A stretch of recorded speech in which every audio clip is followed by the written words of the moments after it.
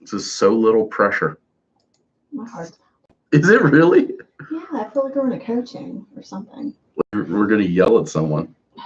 Like I'm going to yell at you and ask you questions and back you into a corner so you have to answer what I want. I can give myself a little light here. I want you to say. For the first episode of an as yet untitled podcast, I have my friend, my employee, what do I call you? I don't know. You either call me manager, your manager. my manager, Kate. Yeah. So Kate's gonna stay off camera for now. We're probably going to incorporate that into weird dumb gags where we like show her behind a fence or something like that. Maybe I should get you a. Are you opposed to a Sia wig? Well, I have to be able to see, so I don't know. Eventually, I'll probably get on camera. It's just working in a warehouse, not wearing makeup. Yeah. Looking a little drowned rat today, so. It's just like me. Just like me. Yeah, but gender roles. Gender roles, yeah. That is the patriarchy. So basically what I'm doing with this podcast is I want people to call in and ask me questions. Just so that I start off from the top with the phone number. It is 301-327-4336. Okay, you can call in 24 hours a day, 7 days a week. It goes right to a voicemail. And, ask me anything. And eventually, I think I'm going to have Kate pick the questions for this episode because I wanted to kind of figure out the tone a little bit and work out some kinks. I'm going to pick it.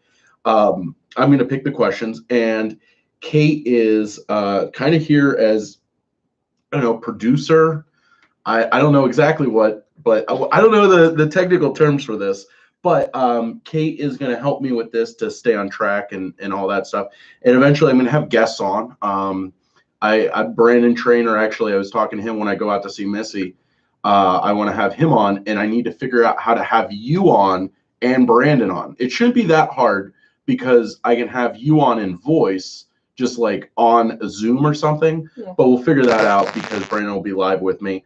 And then Frank wants to be on. Adam Blacks and maybe Chris. I'm going to just drop names for a little while where I just, Barack Obama said he might be on. Might stop by the warehouse. Yeah. It's like, have you ever seen the invited guest thing at like big club parties? Mm-hmm. They'll be like, invited guest, T-Pain. I mean, technically you can, I could write T-Pain a letter and invite him to my birthday party. Yeah, that was a big thing we used to do on punk flyers, like invited. So the basic format, this episode's probably going to be a little bit short because we're doing it as a dry run.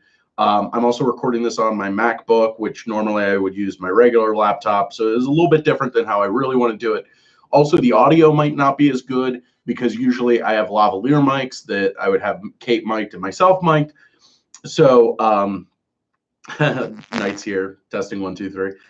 So what we're going to do is this is the live component, and then I'm going to edit this video and make this a YouTube video so you guys can watch the episode get made. And then I'm going to take the audio out of it, edit the audio down. So one of the things is like when I play the voicemails, it's going to have to play off my phone because I don't right now know how to play it on the computer well. So when I edit the audio for the audio only format, then I will go through and actually edit it in and have a good quality for it. So I'm pretty excited, and I really appreciate everybody that comes along for the ride. I just set the do not disturb on my phone and on my laptop. So without further ado, let's do the first question and get into this. So this is from Gabrielle, and Gabrielle asked,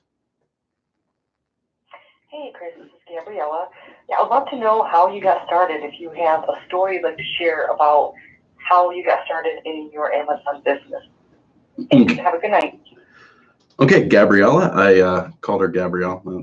I'm bad at this. We should just quit now. So, Gabriella, that is a great question. So, I can give you the long answer or the short answer, and I have time to fill, so I'm going to give you the long answer. It all started. Honestly, I could trace this back probably until I was like 12 or 13, and I started mowing lawns when I was a kid. I grew up in kind of like a middle class household, and I wanted things that, like, you know, my parents didn't want to buy me Metallica t-shirts and Misfits shirts and take me to concerts and stuff. So I had to get money for that, and because I wanted to do that. So I was mowing lawns.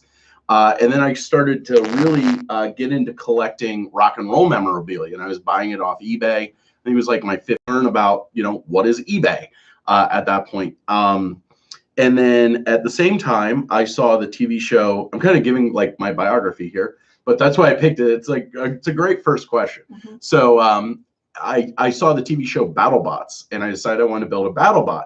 And when, if you're not familiar with the show, it's fighting robots. Well, they're incredibly hard to make and expensive to make. So I was mowing lawns. I was working full time at the time in a grocery store, or lathes. I bought a South Bend lathe that I still have. So I was buying equipment on eBay and selling it on eBay. I worked near a place that sold heavy machinery by the pound. You could buy it like at scrap prices. So I would buy stuff like the gears for a lathe and then sell them on eBay. So I was like really getting a taste for e-commerce from doing that. And then I was in college. I was 19 years old, and I was dating this girl. And I made her a ring for like her birthday or something, and people loved it. It was made out of titanium. So I started making other people titanium rings. And next thing you know, I had an Etsy and my own website, and I was selling titanium rings. And I actually ended up dropping out of college to be a jeweler. And I made thousands of wedding bands and engagement rings and stuff like that. I was on Etsy for a long time, my own website. A while, I didn't really know what I wanted to do. I moved from New Jersey to live in central Pennsylvania. I was actually staying with my mom at the time and helping her out with stuff and being there. And it was okay. I was working a crappy job. I was working at Sheetz, which is a convenience store. And I really hated that job, but it kind of like paid the bills. It doesn't take much to pay your bills out here. Still making jewelry. I was doing odds and ends machining and stuff like that. So it all was working out pretty okay money-wise. But then one day I decided I wanted to do a Kickstarter. And I had a CNC, which is like a computerized mill, and I made a Kickstarter. And my Kickstarter was really successful. I made about like $3,500 or something from it after like the gross sales. So after I fulfilled everything, I had about $2,500 left, and I was looking on how to invest So I think I literally Googled how to invest $2,500 so that you don't have to work anymore, which I found out you can't really do. Learned about investing, but I saw. I think the first thing I saw was Ryan Grant's website, OnlineSellingExperiment.com. Check it out. It's a real good website, and he was talking about doing this weird thing called FBA. And I had, during this time when I was doing the bracelets and Kickstarter, I had done a lot of like SEO stuff where I was like making Amazon affiliate websites and stuff. So I was actually pretty familiar with the platform, and I decided to give it a shot, do an FBA. I also bought Chris Green's book, Arbitrage, which was very, very important to this business, and sent it into Amazon. And I was like, this better work out, because that's my $2,000 there. Bye-bye. And it worked out. I mean, I was, almost the day that my inventory was delivered, I was selling. And it was like in August, I think, of 14. So like maybe 15. I have to look at the dates on that, but it was in August. So it was like the late part of like the early part. It was August when I got started. So it would have been like September. So it was like early part of Q4. So not quite Q4, but I think that I got in really at the right time, because then I started getting those first few shipments out, and I was able to like really quickly get into, selling toys and selling, real high volume stuff. So that's how I got started. Kate, do you want to tell us how you got started? So I used to be Chris's boss at Asurion.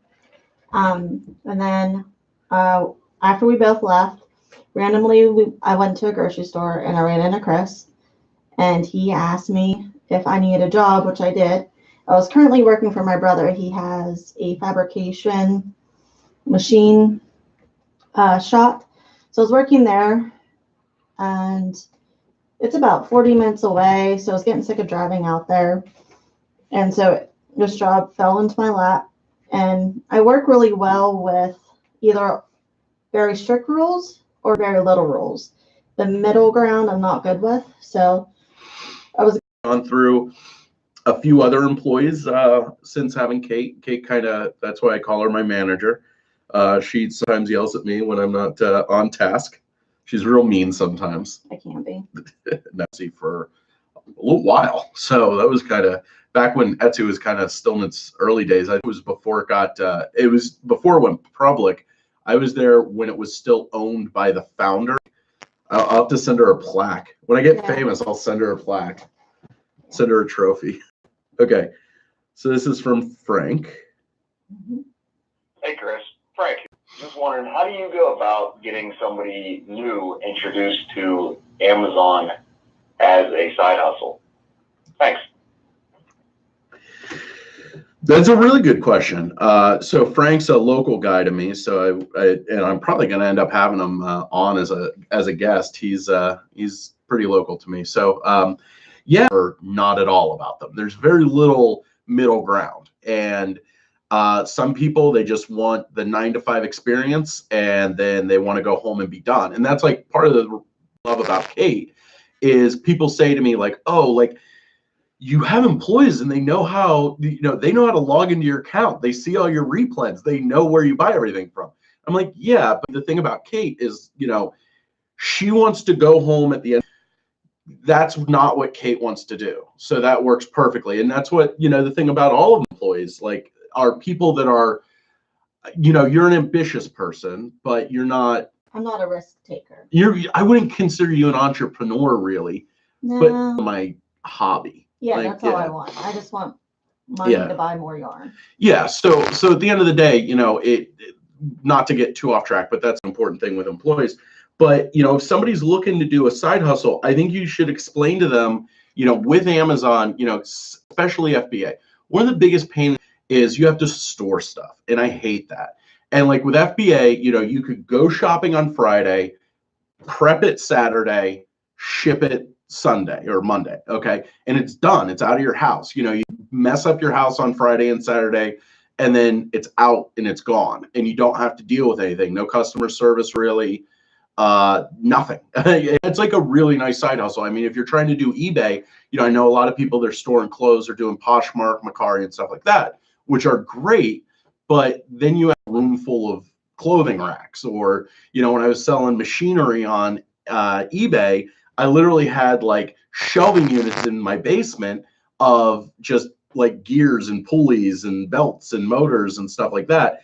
And that stuff is, it takes a lot to store that stuff. And that's, I think, the biggest benefit of FBA. Mm-hmm. And I mean, it's also can be profitable. You just have to put the time into it and get out of it.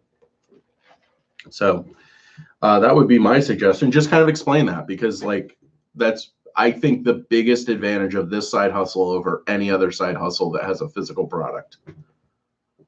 Okay, so who was the next one? I was wondering with Oops.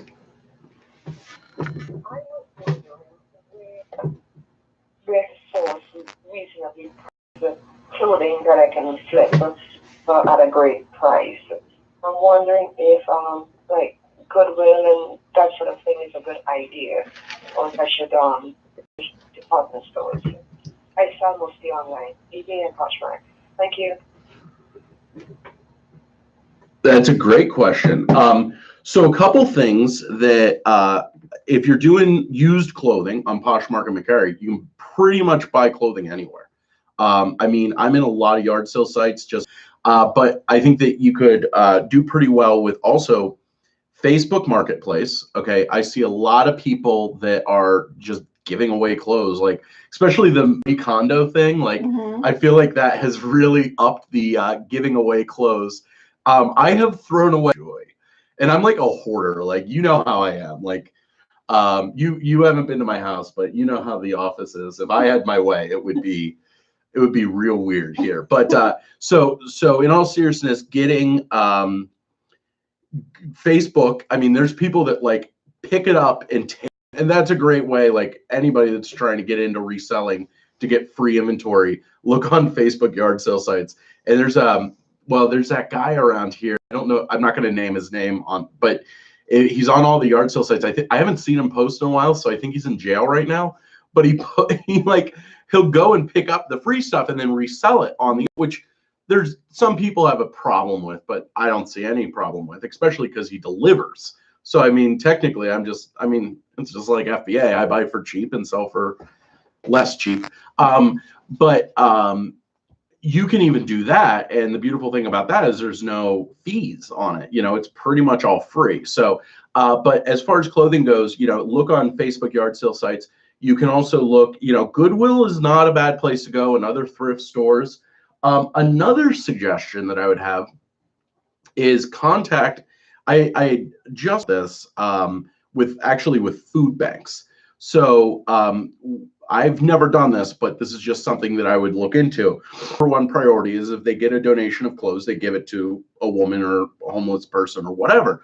But sometimes they get too much donations and they will actually sell it. So I found this out with food banks that they get donations and then sell the donations and then use that to so they'll get somebody a company will donate 20 pallets of baked beans in cans. So then they sell the baked beans and then use that to buy fresh vegetables.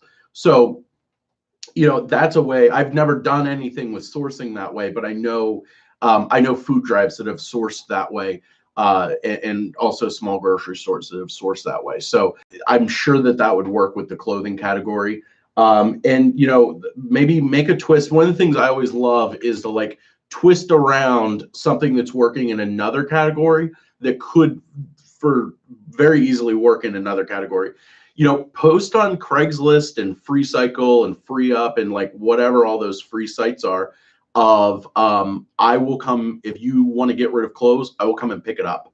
Okay, because my right now, and she has 2 giant garbage bags full of clothes that she's going to take over to Goodwill. Technically, she's going to make me take them over to Goodwill. So, if somebody posted on FreeUp, I will come and take your clothes, I would literally set up, be like, hey, I'm going to throw these on my front porch. How it is, how those kind of clothes work.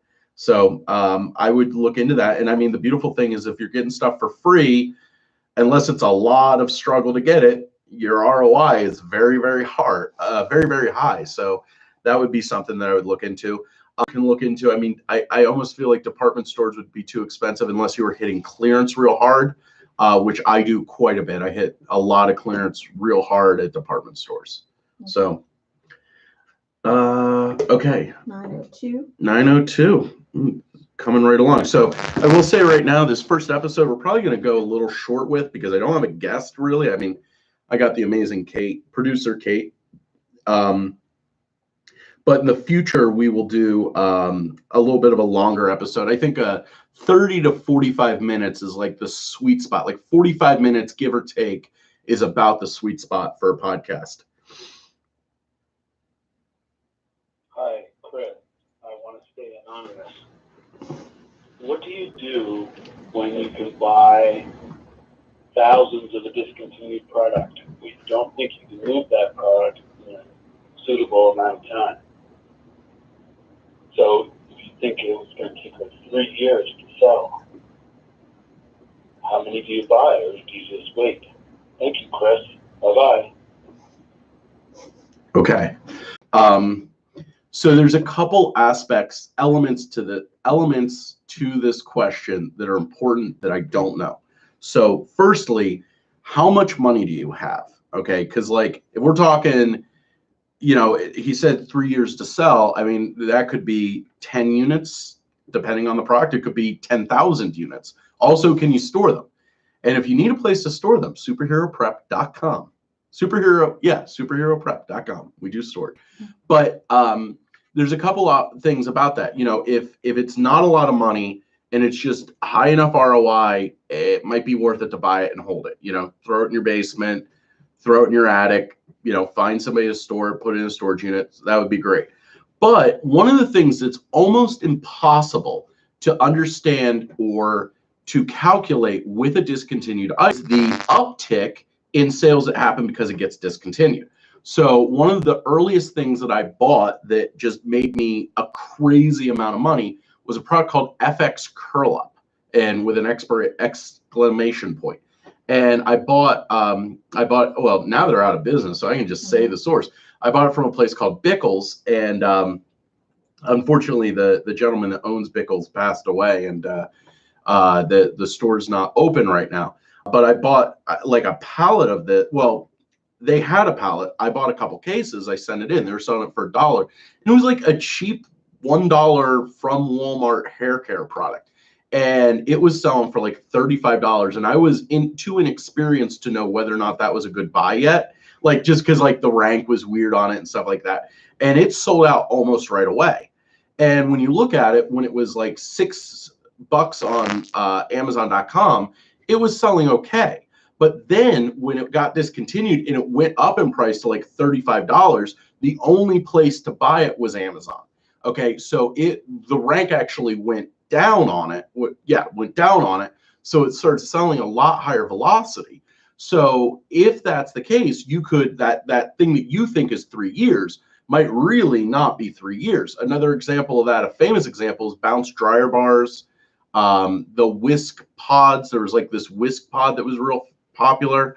So the thing is that you might get lucky and find something that once being discontinued, you've bought out the end of the supply. And then not only can you control the price, but you might be shocked how much it is going to go up in velocity in selling it. And you might think you have 3 years of product. You might have a couple months worth. You never know. And then probably what I would do, like I ended up selling all the FX Curl Up. I think I sold around $35. It's like $90 a bottle right now. If you ever find a bottle of FX Curl Up, buy it. So, you know, I obviously I don't really regret buying it for $1 and selling it for $35. But, you know, boy, if I just had a couple cases of it right now, it would be like $2,000 a case. And you could really run into a situation like that. If you look at discontinued products and you can just search through Amazon, like, you know, search in the health and personal care section and look for discontinued products. You see a lot of products that the price, like when it was in production, you know, as a product you went to Walmart or Target to buy. So you didn't buy it off Amazon because it was like expensive on Amazon. But then like the price goes 5, 6, 7 times even more. I mean, FX Curl Up is 15 times more expensive than it was from Amazon a few years ago. And the velocity just goes through the roof, and you might run into that. And that's like hitting a jackpot. But then again, it might not. So you never know. It's tough. So, okay. So let's take a look here. I got another one.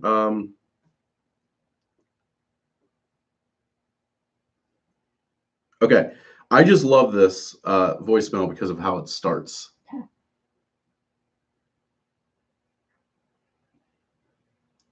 Hi, this is Jay, long-time listener, first-time caller.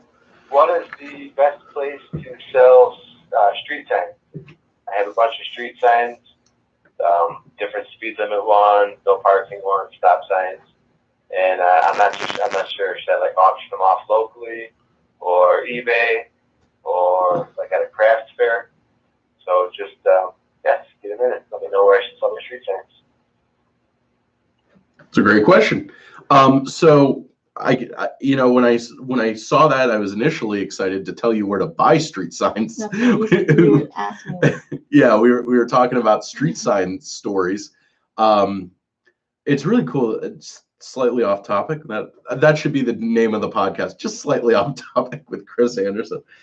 She's writing it down. It might become the slightly off topic and friends. In New Jersey, there's a street sign called it's called Shades of Death Road, and it's famous for being stolen. But then it's famous for when you steal it, giving you a curse and cursing you. And it's up in North Jersey. I've actually been to the area. Now it's like cemented. It's like a concrete pillar that says Shades of Death Road. And then there's Shades of Death Bridge, and it's real creepy. And it's like the part of New Jersey, like people don't realize this. There's like a part of New Jersey that's like You know how like Deliverance is, where was Deliverance? Was it West Virginia? West Virginia. Okay, so like, Something like that. yeah, so people think like what, like it's South. You got like Hicks and pickup trucks playing banjos and stuff like that. No, North Jersey has that. There in North Jersey, there is a small what's the correct, well, it was called a dwarf village. I know that that's not like the correct term for it. It was like a roadside attraction. No, it was for short like Dwarfs. dwarf. Okay, Yeah. so dwarfs lived there because there was a circus that was nearby that would go to New York and Philadelphia. So these people were the entertainers, and they were dwarves, and they didn't want, they were like living in regular houses, and they had enough money, and they had somebody build them a small town, like it's like a dozen houses, but they're all dwarf sized. And like you can go see that. It's in New Jersey. It's real weird. There's also a lot of, this is real weird, satanic churches. In the 60s, it was like real big to buy churches and convert them to satanic churches. So you're like driving through the Pine Barrens, and there's like this quaint little church, and you look on the front of it, and there's a giant pentagram. It's just kind of a weird. New Jersey is real weird. That's why I'm probably real weird. So anyway, enough about New Jersey. Let's talk street signs. So to sell street signs, I would actually recommend just Facebook Marketplace or eBay. I used to buy street signs from a place in New Jersey called Fazio's. If anybody, there's my street sign connection. Now you guys all got my street sign source. But they would buy them for scrap and sell them for scrap. And I do have street signs here. Yeah. I still have a bunch of them. And in fact, my coffee table is 2 street signs. I have a do not enter and a detour sign as my coffee table. I'll have to post pictures of that sometime. And I made my own coffee table, all the legs and everything for it. So I would look into that. I mean, if you want to do a little work in like the coffee table thing, people have offered me a lot of money for my coffee table before. So like if you did if you're handy with woodworking, like to make coffee tables out of street signs could be really cool. But just selling them on eBay and stuff, there's actually a pretty big market on eBay for street signs, especially stop signs are real popular because people want to kind of put in illicit stop signs places, and they'll buy them off eBay. You know what's really weird? This is like, my brain is full of really dumb trivia. The largest stop signs in the country are in Kent County, Delaware. It's like a thing down there. So like a normal stop sign's like this big. Like people don't realize how big signs are, especially like on a highway. They're pretty big.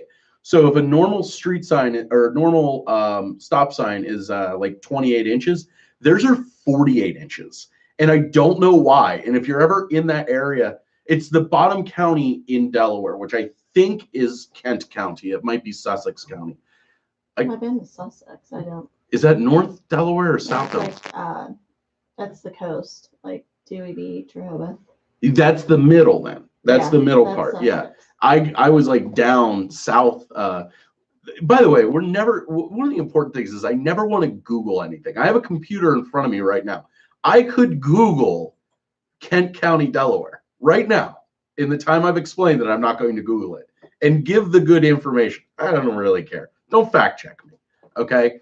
But anyway, yeah. So those street signs are actually worth like a lot of money because they're like so big. I'm pretty sure they're 48 inches wide, the stop signs, and I have no idea why.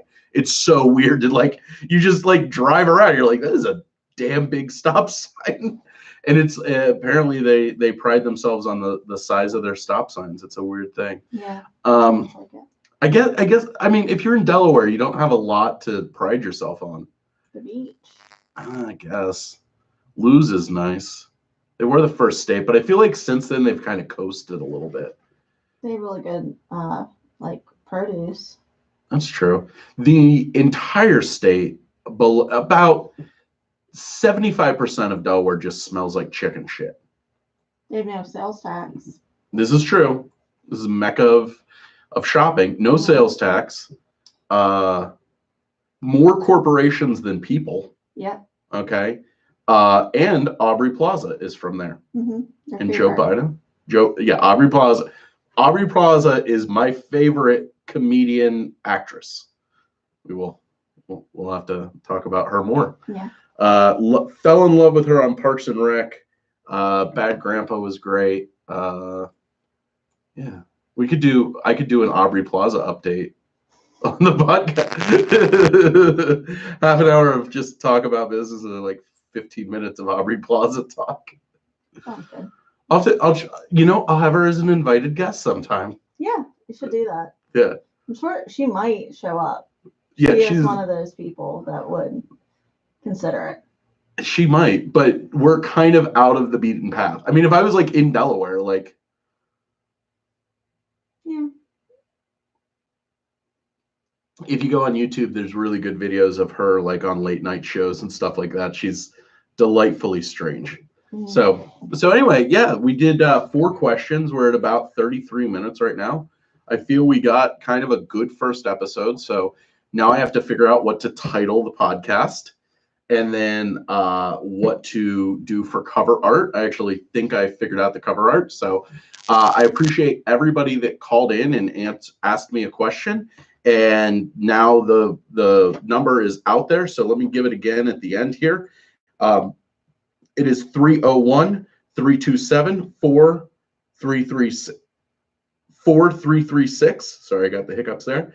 And call anytime and I will answer your question just like I did Gabriella, Frank, and then 2 anonymous people. So thank you guys so much for watching this, and hopefully next time it'll be a little more streamlined. Kate, thank you so much for helping me with this. Anytime. Yeah, this would not be possible. I mean, this has to be better than putting Febreze in bags. Like, Yeah.